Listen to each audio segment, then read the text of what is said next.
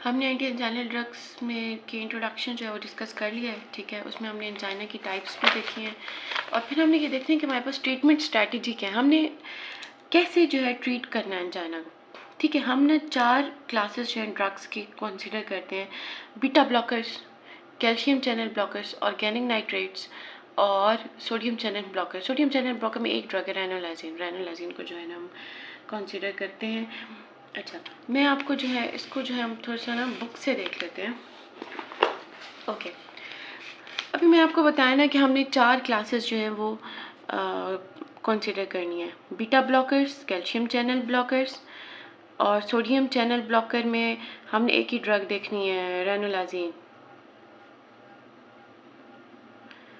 और nitrates, organic nitrates के अंदर वही नाइट्रोग्लिसरीन, ये 4।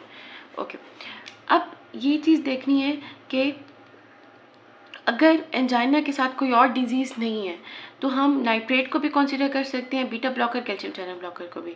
अगर अभी रिसेंटली एमआई हुआ, एमआई का वो पेशेंट है, तो लॉन्ग एक्टिंग नाइट्रेट और बीटा ब्लॉकर के कम्बिनेशन को देंगे। लेकिन एस्थमा और सीओपीडी है तो फिर हम लॉन्ग एक्टिंग नाइट्रेट और कैल्शियम चैनल ब्लॉकर देंगे। तब हम जो है कैल्शियम चैनल ब्लॉकर देंगे, तब बीटा ब्लॉकर्स जो है उनको हम कंसिडर बिल्कुल नहीं करते। हाइपरटेंशन में जो है बीटा ब्लॉकर और कैल्शियम चैनल ब्लॉकर को सबसे ज़्यादा कंसीडर करेंगे और फिर एंड पे लॉन्ग एक्टिंग नाइट्रेट। और डायबिटिक में बीटा ब्लॉकर्स नहीं देने, लॉन्ग एक्टिंग नाइट्रेट और कैल्शियम चैनल ब्लॉकर।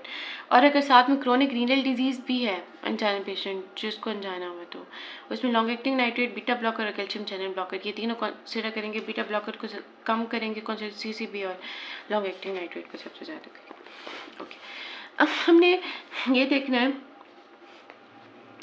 कि कैसे हमने ट्रीट करना है इम्प्रूव करने के लिए सिम्टम्स को, जिसको स्टेबल एंजाइना के पेशेंट को। सबसे पहले अगर एक इस्कीमिक हार्ट डिजीज़ हुई है, ठीक है, कोरोनरी आर्टरी डिजीज़ या एथेरोस्क्लेरोटिक हार्ट डिजीज़, ठीक है, उसकी वजह से क्या हो गया, पेशेंट का जो कोरोनरी आर्टरीज हैं उसमें जो होते हैं वो प्लैक्स बन जाते हैं, ब्लड फ्लो क्या हो जाती है, कम हो जाती है। कोरोनरी आर्टरी जो है उसमें क्या हो जाती है, ऑब्स्ट्रक्शन हो जाती है।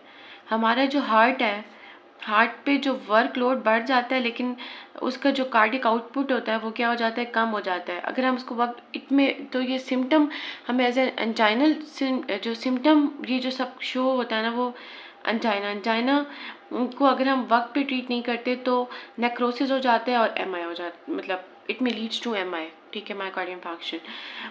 एंजाइना के सिम्टम्स प्रेजेंट हैं। सबसे पहले जो है हम एंजाइना के सिम्टम्स को कैसे ट्रीट करेंगे, सबलिंगुअली हम नाइट्रोग्लिसरीन देते हैं पेशेंट को, डैट इज़ ऑर्गेनिक नाइट्रेट, ठीक है, सबलिंगुअली देते हैं। और उसमें फ़ौरन से जो है ना सबलिंगुअल जो है without first pass effect nitroglycerine जो होती है वो हमारे ब्लड में अब्जॉर्ब हो जाती है सिस्टेमिक सर्कुलेशन में, और वो कोरोनरी आर्टरीज की क्या करवाती है, वेजोडाइलेशन करवा देती है, ठीक है। जो ब्लॉक की वजह से ब्लड फ्लो कम हो गया था ना कोरोनरी आर्टरीज में, उसको क्या करा देती है, वेजोडाइलेशन करा देती है और इमीडिएट इफेक्ट के लिए। अगर हम ये देखते हैं कि अभी भी पेशेंट है उसको कोई जो है सिम्टम्स जो है उसके जो एंजाइना है वो परसिस्ट कर रहा है, मतलब वो ठीक नहीं हो रहा, फिर हम बीटा ब्लॉकर ऐड करते हैं। बीटा ब्लॉकर के अंदर हमारे पास ड्रग होती हैं मीटोप्रोलोल, प्रोप्रानोलोल, एटिनोलोल। अब बीटा ब्लॉकर का हमें पता है कि बीटा ब्लॉकर हार्ट पे बीटा 1 रिसेप्टर्स पे को क्या कर देती है, ब्लॉक कर देती है जाके, जिसकी वजह से हार्ट रेट कम हो जाता है, जो वर्क लोड होता है हार्ट पे वो कम हो जाएगा, फोर्स ऑफ कॉन्ट्रैक्शन जो है वो कम हो जाएगी, ठीक है, वी कंडक्शन जो है वो कम हो जाएगी, ठीक है। सिंपैथेटिक नर्वस सिस्टम जो है वो कभी कभी बहुत ज़्यादा जो है वो बॉडी के अंदर वो इंक्रीज़ हो जाता है, एपिनेफ्रीन वगैरह बढ़ जाती है, तो वो सारी चीज़ें जो है वो क्या करा देती है, ब्लॉक करा देती है।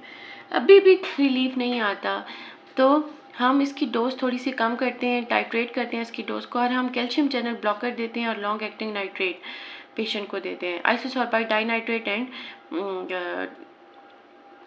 आइसोसोर्बाइड mononitrate and dinitrate. Calcium channel blocker जो है ना, हमें ये चीज़ पता है कि जब हार्ट पे वर्कलोड बहुत ज़्यादा बढ़ जाता है, ठीक है, तो कैल्शियम इन्फ्लक्स हो जाता है, बहुत ज़्यादा कैल्शियम सेल के अंदर जो है हार्ट कार्डिक मायोसाइट में फोर्स ऑफ कॉन्ट्रैक्शन जो होती है वो बढ़ जाती है, ठीक है, अपनी जो कार्डिक आउटपुट है उसको जो है इंक्रीज़ करने के लिए।